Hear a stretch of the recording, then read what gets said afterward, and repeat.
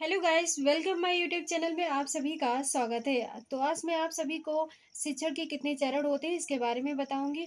और शिक्षण के चरण जो है ये बहुत ही ये सभी के लिए बहुत ही वेरी इंपॉर्टेंट है। क्योंकि चाहे तो जो जितने भी लोग हैं टीचिंग की तैयारी कर रहे हैं, और मुझे लगता है हर एक इससे रिलेटेड जितने भी शिक्षण के चरण है इससे रिलेटेड आपके जहाँ कोई भी जहाँ सीटेट का एग्ज़ाम हो, या आपका टेट का एग्ज़ाम होता है, या फिर आप ऐसे ही एजुकेशन से एमए कर रहे हो, या फिर आपके एमएड कर रहे हो या बीएड कर रहे हो, उन सभी में ये काफ़ी इम्पोर्टेंट है और सब में ये पूछा भी जाता है। एक शिक्षक को अपने शिक्षण उत्तरदायित्व को निभाने हेतु विभिन्न प्रकार की शिक्षण गतिविधियां अपने विद्यार्थियों के साथ मिलकर संपन्न करनी होती हैं, और इसके लिए विधिवत नियोजन तथा कार्यान्वयन संबंधी उचित प्रक्रियाओं से गुजरना होता है। यह सब करने के लिए उसे अपने शिक्षण कार्य को कुछ निश्चित सोपानों या अवस्थाओं में व्यवस्थित करके आगे बढ़ना होता है। यही बात जैक्सन भी कहते हैं। जैक्सन के अनुसार शिक्षण प्रक्रिया को वैज्ञानिक ढंग से निम्नलिखित 3 अवस्थाओं में विभाजित किया जा सकता है। कि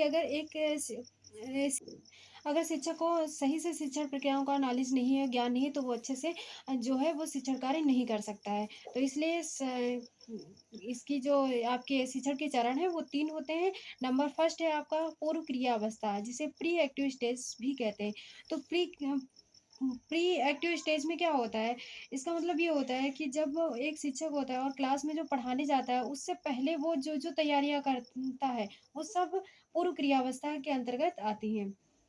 जैसे कि वो जो भी लेसन पढ़ाने जाता है उसकी पहले खुद अपने आप से उसकी तैयारी करता है कि मुझे कौन-सा लेसन क्लास में पढ़ाना है बच्चों को। और उससे कौन-सा लेसन पढ़ाना है, और साथ में ये भी तैयारी करना पड़ता है कि किस शिक्षण विधियों से पढ़ाएँ, ताकि जो बच्चे हैं वो ज़्यादा से ज़्यादा अच्छा से अच्छे सीख सकें। तो ये सब जो प्लानिंग करता है एक टीचर, तो वो कक्षा में जाने से पहले ही सारी प्लानिंग कर लेता है। क्योंकि कोई भी टीचर वहाँ पे जाके ये सारी प्लानिंग नहीं करेगा। अगर वहाँ पे करेगा तो क्या है, आपको जो भी 40-45 मिनट मिले हैं पढ़ाने के लिए, वो तो आपके प्लानिंग में ही निकल जाएँगे। तो ये सारी प्लानिंग जो होती है, वो एक टीचर जो होता है वो सीधी क्लास में जाने से पहले ही सारी ये क्रियाएँ करता है। जैसे देखिए, शिक्षण से संबंधित अनेक क्रियाकलाप ऐसे होते हैं जिन्हें कक्षा शिक्षण के पूर्व शिक्षक को करना पड़ता है। शिक्षक अपनी योग्यता और अनुभव के अनुसार कक्षा शिक्षण के उद्देश्य निर्धारित करता है। वह पाठ्य वस्तु को किस क्रम में प्रस्तुत करे, यह भी वो निर्धारित करता है। शिक्षक कक्षा में जाने से पूर्व पाठ की समय तैयारी भी करता है। वो जाता है तो अपने पहले ही अपने आप से तैयारी करके जाता है। अगर उसे उससे अपने सब्जेक्ट में कोई डाउट लग रहा होता है, तो जो भी उससे संबंधित जो दूसरे टीचर हैं जिनको ज़्यादा उससे उस सब्जेक्ट के बारे में नॉलेज है, वो उनकी भी हेल्प लेकर के तब अपनी तैयारी खुद अच्छे से करता है, उसके बाद क्लास के अंतर्गत जाता है।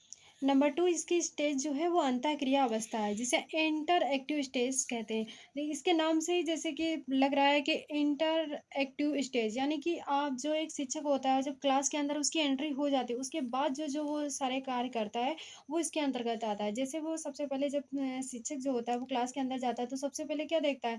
ये देखता है कि हाँ, कक्षा में जितने भी बच्चे बैठे हैं क्लास में, क्या वो सही से बैठे हैं, उनके बैठने की समुचित व्यवस्था है भी या नहीं है। अगर उन्हें प्रॉब्लम है, दिक्कत है, तो वो उनकी उनके लिए अलग से फर्नीचर की व्यवस्था करता है, मँगवाता है, और भी, ताकि बच्चों को बैठने में कोई प्रॉब्लम ना हो। साथ में ये भी देखता है कि दरी, श्यामपट्ट, चाक, डस्टर या आदि का ध्यान भी उसे रखना पड़ता है कि ये सारी चीज़ें हैं क्लास में या नहीं है। अगर इनमें से किसी की प्रॉब्लम है तो वो मँगवाने की कोशिश करता है, तभी वो बच्चों को।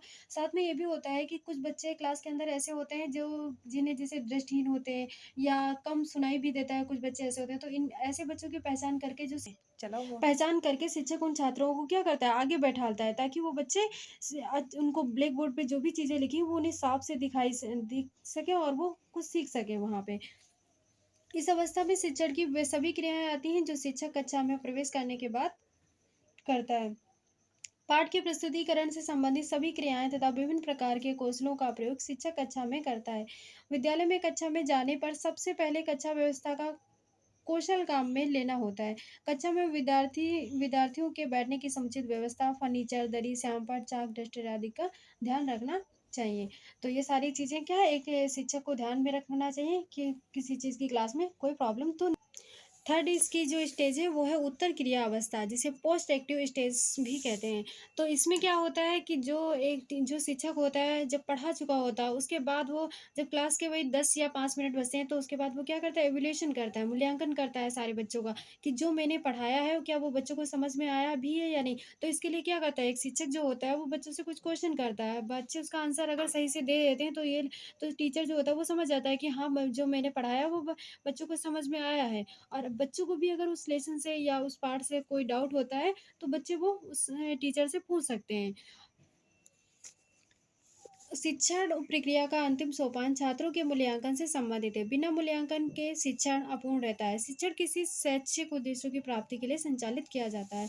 भाई आप अगर आपने मूल्यांकन नहीं किया, आप पढ़ाए और चले गए, तो क्या होता है इससे कि आपको पता नहीं चल पाता है कि बच्चों को ने कुछ सीखा भी या नहीं है। तो जो मूल्यांकन है ये करना बहुत ही इम्पोर्टेंट होता है, और ये मूल्यांकन इसलिए भी किया जाता है ताकि आप बच्चों के व्यवहार में कोई परिवर्तन आया भी या नहीं, इसका भी आपको मापन हो जाता है। जैसे कुछ बच्चे होते हैं बोलने से हिचकिचाते हैं, टीचर के सामने बोल नहीं पाते, तो क्या होता है जब आप उनसे कुछ क्वेश्चन करेंगे तो बच्चे आपके सामने धीरे-धीरे बोलने की प्रैक्टिस डालेंगे, तो वो भी बोलते रहे आपके सामने बोलने की उनकी हैबिट पड़ जाएगी तो फिर। आई होप आप सभी को शिक्षण के चरण समझ में आए होंगे कि कितने चरण होते हैं। अगर आपको ये क्लास अच्छी लगी हो तो प्लीज़ लाइक एंड सब्सक्राइब ज़रूर कीजिएगा।